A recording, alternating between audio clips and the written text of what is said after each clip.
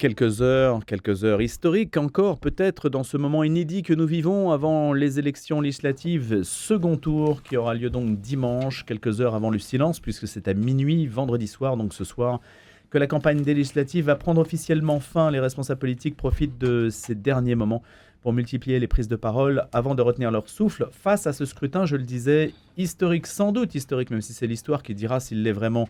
Le RN va-t-il obtenir la majorité absolue pour la première fois en France ? La stratégie de désistement de ses opposants va-t-elle lui barrer la route ? Le camp présidentiel va-t-il sauver les meubles ? Il y a 16 millions d'abstentionnistes et ce sont eux finalement qui feront peut-être la différence. On verra si le second tour amplifie le premier ou bien s'il y a quelques aménagements. On pense, selon les sondages, si on écoute certains sondages, que c'est une majorité relative qui devrait sortir du chapeau pour le RN et ses alliés à ce stade où nous parlons, bien sûr. On verra ce qu'il en est dans les urnes. Pour nous accompagner tout au long de ce grand témoin qui est en fait un grand débat en ce vendredi à l'aune de 2 séquences de 20 minutes d'information, et bien comme chaque vendredi tout au long de l'année, je réunis 3 débatteurs. Henrik Lindell est avec nous pour l'hebdomadaire La Vie. Bonjour Henrik. Bonjour. Qui a enquêté sur le terrain, en particulier en Essonne, que vous connaissez bien. Yves Mamou, ancien journaliste du Monde, est également des nôtres. Il est essayiste. Bonjour Yves. Bonjour. Et Carole Sabat, avocat des nôtres également ce matin. Bonjour Carole. Bonjour Louis. Alors, quel est maintenant, à présent, l'enjeu principal au fil des heures qui nous restent, Yves ? Alors, la question, évidemment, c'est celle que vous avez posée vous-même. C'est le RN aura-t-il la majorité ou pas à l'Assemblée nationale ? Moi, je voudrais attirer l'attention sur un problème de secondaire, mais qui structure toute cette polémique autour de barrage, faire barrage, Front National, c'est que... Désistement et autres. Oui, c'est ça. Il y en a eu beaucoup quand même. C'est que le cœur de tout ça, c'est un problème mal réglé avec la Seconde Guerre mondiale.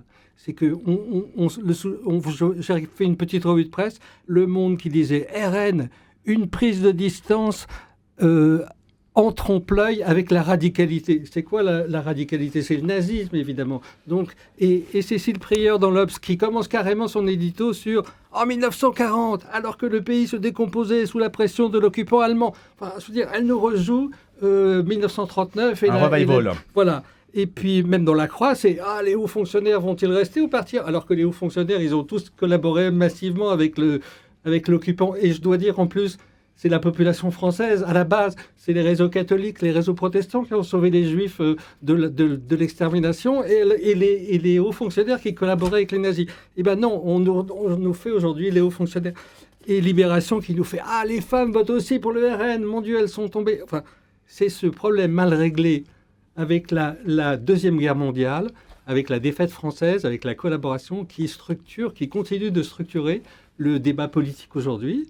Et ça me paraît, c'est une mystification qui est organisée et qui est mise en avant par les médias, par les hommes politiques. Et ça me paraît extrêmement dangereux. Toute une dramaturgie historique. Carole Sabat. Moi, je pense qu'on a en fait des mouvements de fond. Il y a la géographie électorale aussi. Le président, à mon sens, en fait, est en passe quelque part de gagner son pari, même si en fait tout le monde en fait tombe sur lui. Mais je pense en fait il a fait un calcul électoral et qui est en train en passe en fait de le réussir d'une certaine manière.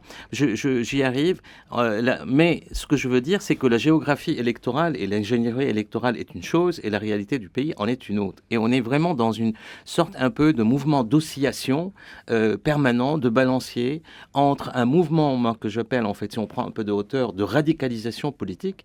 Et la radicalisation politique, ça ne veut pas dire en fait que les 10 millions en fait de Français qui ont voté pour le Front National au premier tour sont tous en fait soit des fachos, soit des extrêmes, soit en fait des personnes qui sont limites, mais il y a une radicalisation politique parce qu'en fait, on vit plusieurs phénomènes en fait qui s'accumulent, dont la pandémie, les conséquences de la pandémie, la perte du pouvoir d'achat, le déclassement en fait des populations. Il y a une classe moyenne qui est en train de se déclasser très rapidement avec un certain nombre, je dirais, d'idées qui sont un peu qui relèvent de l'inconscient historique, comme vous l'avez dit quelque part, mais qui relèvent aussi de la psychologie collective.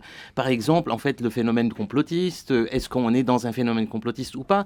Et le Front National profite, le Rassemblement National profite, je dirais, de cette radicalisation politique d'une large partie de la population qui, il faut le dire, quand il arrive en 93% en fait en tête de toutes les communes de France, ça veut dire qu'il y a un phénomène aussi métropole contre en fait les communes. Ah, c'est l'une des principales leçons, on en parlait d'ailleurs juste avant. C'est le tiers-État, quelque part. On reste toujours, je dirais, dans ces phénomènes de rupture. Moi, ce que je veux dire, en fait, c'est qu'on est... pourquoi j'ai dit que le président, en fait, est en passe de gagner un peu son pari? Parce que si on prend les 2 premières semaines, en fait, jusqu'au premier tour, ça a été dominé, quelque part, entre guillemets, par cette surprise, en fait, cette bonne surprise. Tous les gens à gauche qui se bouffaient le nez se sont retrouvés finalement dans une unité de façade, dans un front populaire, qui rappelle aussi 1936. Donc on a voulu jouer aussi sur le symbolisme, je dirais, des termes, alors que la situation ne correspond pas du tout, en fait, à la situation de 1936, et les rappels, en fait, à Léon Blum n'ont rien à voir avec là-dessus. Donc on était en premier tour, en fait, avec une dominante, je dirais, front populaire, avec... bien sûr, toutes les ambiguïtés. Et on voit très bien comment, en fait, par exemple, Ruffin, aujourd'hui, qui se démarque complètement... On va en parler de François Ruffin. Donc, on va arriver... Donc, deuxième séquence, en fait, c'est le Front républicain, qui, même en grande partie, si on prend Marine Tondelier, qui ne parle que de Front républicain, est donc un phénomène de recentrage politique, de rééquilibrage politique. Et à mon avis, on va arriver... Moi, je l'ai écrit, en fait, au soir du premier tour. Je dis, c'est le retour des 3 blocs. Et là, on y est en plein. Mais, avec la différence, c'est qu'il y a une majorité, en fait, relative, qui est renforcé, en fait, pour le Front National, le Rassemblement National, qui reste un problème, en fait, ce qu'on appelle les extrêmes, droite extrême, extrême droite, ça c'est un autre débat, avec aussi en deuxième position une autre extrême, gauche extrême ou extrême gauche, là aussi c'est un autre débat, avec le Front Populaire qui arrive en deuxième position. Le vrai enjeu aujourd'hui, est-ce qu'il y aura un bloc central qui va essayer de se restructurer dans une logique coalitionniste? C'est ça. Une vraie logique coalitionniste. C'est là que vous pensez qu'Emmanuel Macron peut réussir son pari dans la mesure où ce recentrage pourrait lui profiter. Parce qu'il prévoyait comment ça allait imploser. On va donner la parole à Henrik, Carole. Et je vous assure, c'est une discussion. On va ensuite échanger. Henrik. Non, mais je pense que vous avez presque... Alors attendez, Henrik Lindell, votre micro n'est pas ouvert. Voilà, c'est bon, allez-y. Voilà, super. Merci. Je pense que vous avez bien dit les choses, Carole, et il reste peu de choses à dire, en fait, après cette intervention. On peut simplement revenir sur quelque chose que vous avez suggéré, je crois, c'est la tripolarisation de la vie politique. C'est ça. Et au lieu de parler des radicaux, des extrêmes, des pôles qui seraient totalement polarisants et polarisés, etc., il y a de facto 3 pôles, 3 blocs dans la politique française à partir de maintenant. Et ça c'est quand même aussi on avait ces tendances avant largement, ils étaient déjà là, les 3 blocs, mais maintenant c'est vraiment... C'est une donnée électorale. C'est vraiment cristallisé. Oui, alors simplement, je pense que ça correspond aussi à une réalité politique. Il y a des gens qui sont de gauche, voilà, qui disent qu'on ne peut pas vivre avec 1 400 € si on gagne le SMIC, mais il faudrait avoir un peu plus que 1 400 € pour vivre. En région parisienne, par exemple. Et donc, il y a des gens qui pensent qu'il faut augmenter ce niveau de vie, par exemple. Juste un petit exemple. On n'est pas obligé de dire qu'ils sont confiscatoires, qu'ils sont extrémistes, ou qu'ils sont extrêmes, ou qu'ils sont tous antisémites, comme certains voudraient le faire croire parce qu'ils votent les filles, etc. Alors qu'on sait qu'il y a des antisémites là-dedans, mais simplement, on ne peut pas réduire tout le monde à des caricatures, à des extrêmes. On le fait suffisamment avec le RN, on n'est pas obligé de faire la même chose avec les gens de gauche. Je ne parle pas à vous, monsieur, mais mais vous avez raison. Non, je ne sais pas si j'ai raison ou pas. Vous avez raison de ne pas caricaturer. Je m'inscris par ailleurs à ce que vous avez dit tous les deux, d'ailleurs, totalement, hein, y compris sur ces parallèles qui me semblent... pas seulement ridicules, mais aberrants et même dangereux, en fait, à la Seconde Guerre mondiale, à la collaboration. Vous avez signalé, Yves Mamou, un parallèle qui est absurde sur les fonctionnaires. En fait, c'est eux qui ont collaboré. Bien sûr. Voilà. Bien sûr. Bon, ça montre à quel point on est dans le ridicule, en fait. Et traiter 10 millions d'électeurs, et aux élections présidentielles, au deuxième tour, ils étaient 13 millions. Et peut-être qu'ils vont être 13 millions dimanche. À voter pour un parti, ce ne sont pas des racistes, il faut juste arrêter avec ça. Ça n'a aucun sens. En plus, il y a de plus en plus d'immigrés ou de personnes issues de l'immigration qui votent pour ce parti-là. En Guadeloupe et en Mayotte, le vote RN est très très fort. Hein. Là aussi, et même le vote populaire, Henrik, il faut juste arrêter avec le pouvoir d'achat. Je pense qu'on est d'accord là-dessus, et c'est pas une façon correcte de traiter les gens, tout simplement.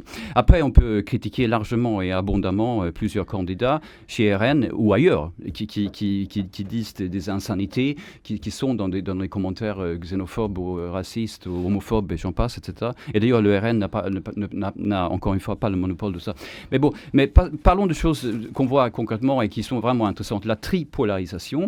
33% ont voté pour RN ou Union des droites, comme on dit. C'est-à-dire, donc RN, en fait, est à 29, quelque chose, parce qu'il faut aussi ajouter les LR ce type, etc. Voilà, donc ils sont à 33%. Mais ça veut dire aussi que 67% n'ont pas voté RN, en fait. 67% de ceux qui ont voté n'ont pas voté RN. Donc il ne faut pas les oublier non plus. Donc, quand on dit on va peut-être vers une majorité absolue ou relative pour le RN, le dernier sondage, ce n'est pas pour vous corriger, Louis, mais certainement pas, mais simplement le tout dernier sondage que j'ai lu hier, ça donne plutôt 210 à 240 députés pour le RN, ce sera le plus grand bloc. Oui, donc majorité relative. Oui, 240, mais comment on fait pour avoir encore jusqu'à 289 c'est la question. Donc c'est loin d'être sûr. Il y a un sondage ce matin, en fait, qui dit moins.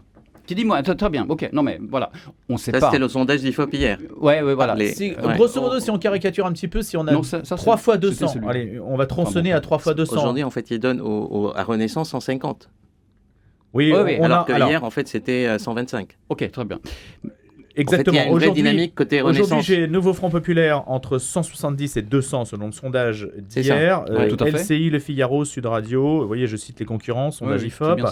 Et donc, entre 170 et 200 pour le Nouveau Front Populaire, 95 et 125 pour le camp présidentiel et RN 210, 240.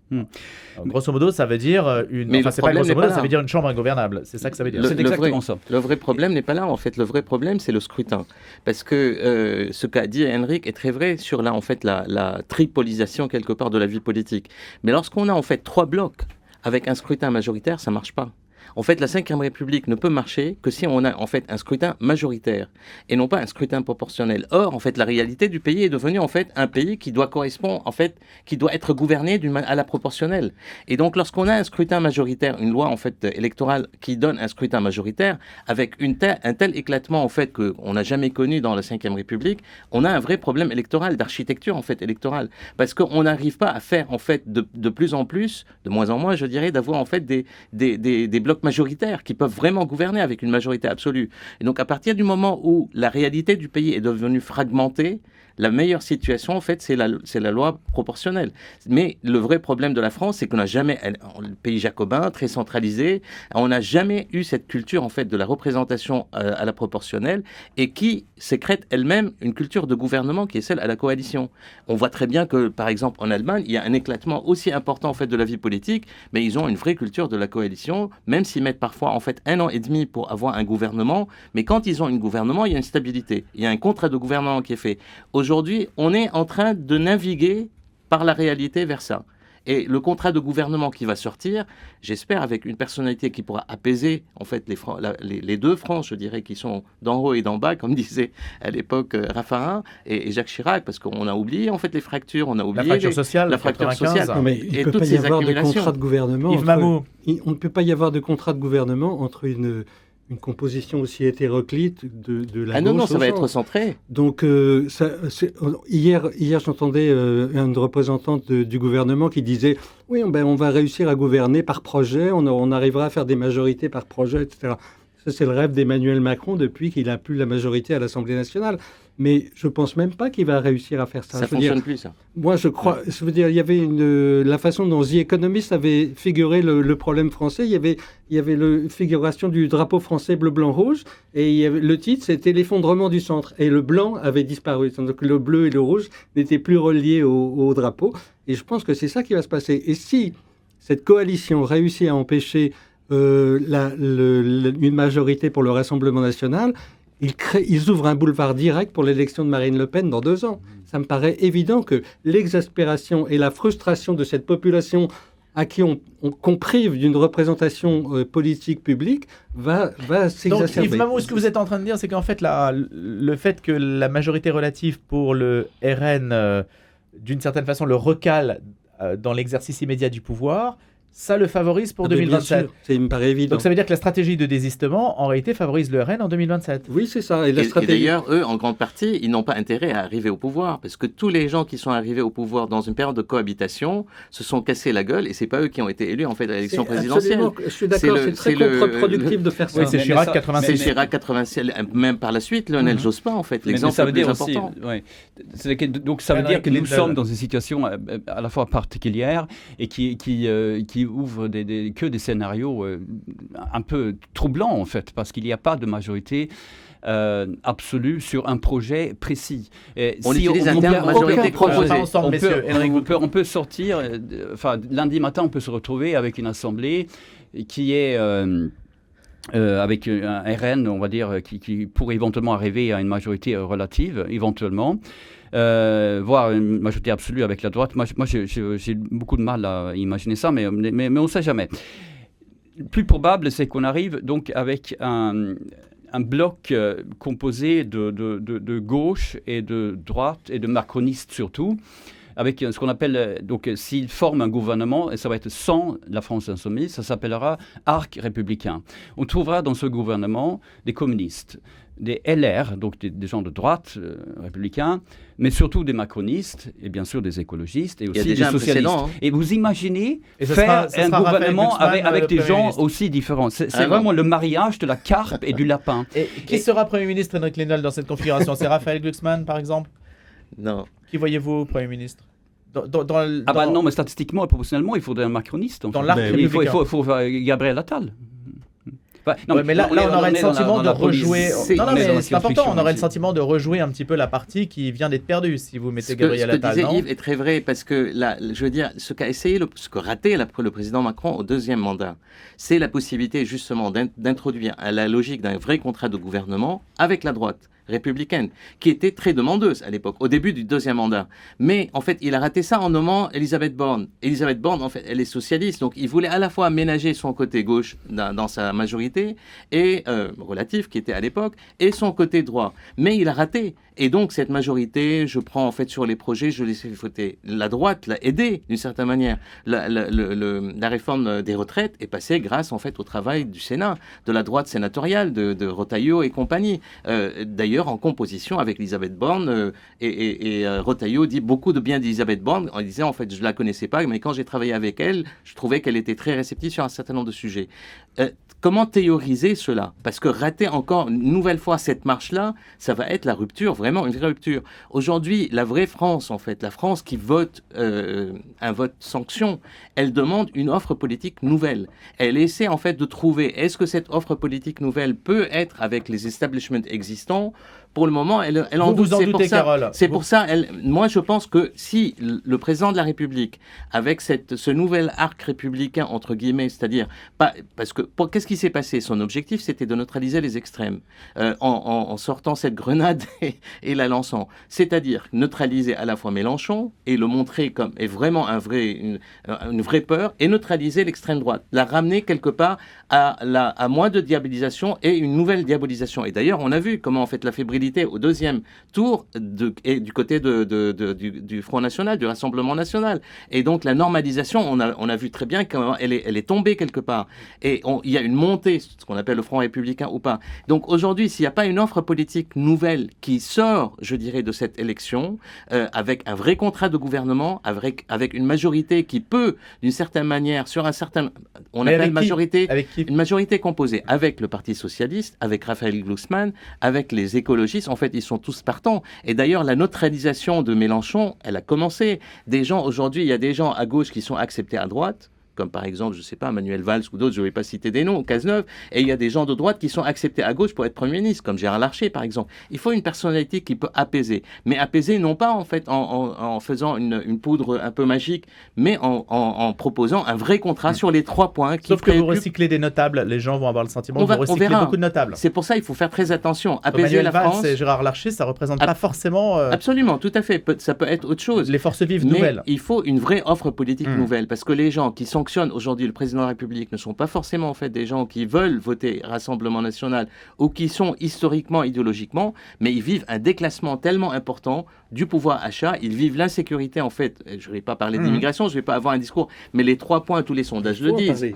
Les 3 points, tout le monde dit, ce qui préoccupe vraiment les Français, c'est le pouvoir d'achat, le déclassement économique et financier, la crainte de l'avenir avec les changements géopolitiques aujourd'hui dans le monde très tendu dans lequel nous vivons, l'insécurité au quotidien, et puis indirectement l'immigration, qu'on instrumentalise dans le jeu politique, qu'il ne faut pas mettre au centre du jeu politique comme le fait le Rassemblement national. Mais c'est une instrumentalisation. Mais on ne peut pas dire à quelqu'un qui a peur, arrêtez d'avoir peur. Il faut lui expliquer pourquoi il n'y a pas de raison en fait d'avoir peur. Allez, Carole, d'avoir peur, excusez-moi. Alors les raisons d'avoir peur, on y revient dans la seconde séquence de ce grand débat qui revient juste après 8 heures. Les infos à suivre de Simon Tatro et on retrouve Carole Sabat, Yves Mamou et Henrik Lindel. À tout de suite.